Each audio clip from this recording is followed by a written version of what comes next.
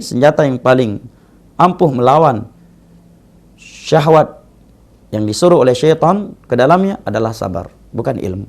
Makanya terkadang dalam bab syahwat, orang yang tidak lebih berilmu lebih selamat daripada orang yang lebih berilmu.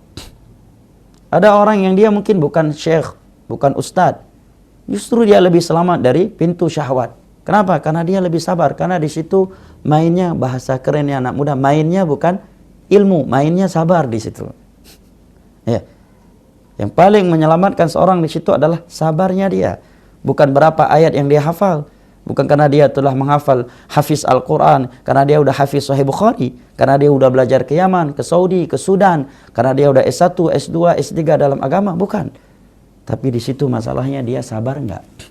Dia banyak ingat kematian enggak ketika syaitan membukakan pintu zina di depannya?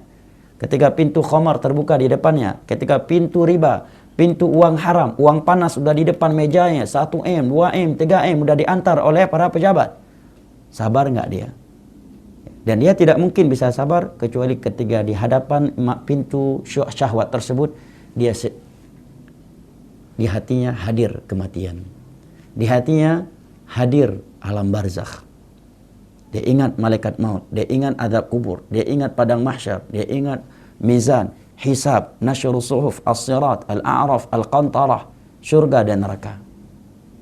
Nah, beda halnya dalam bab syubhat. Tiada yang selamat dari syubhat, ideologi-ideologi yang menyimpang, yang dinisbatkan ke dalam Islam dan dianggap itu adalah ideologi yang islami, kecuali orang berilmu. Yang akan selamat dari syubhat kristenisasi, misionaris untuk kristenisasi kaum muslimin adalah orang yang berilmu. Tatkala dia memiliki ilmu tentang akidah yang benar. Yang akan mampu melakukan ibadah sesuai dengan tuntunan Nabi SAW adalah orang yang berilmu. Maka yang menyelamatkan seorang dari syubhat adalah ilmu, dan yang menyelamatkan seseorang dari syahwat adalah sabar.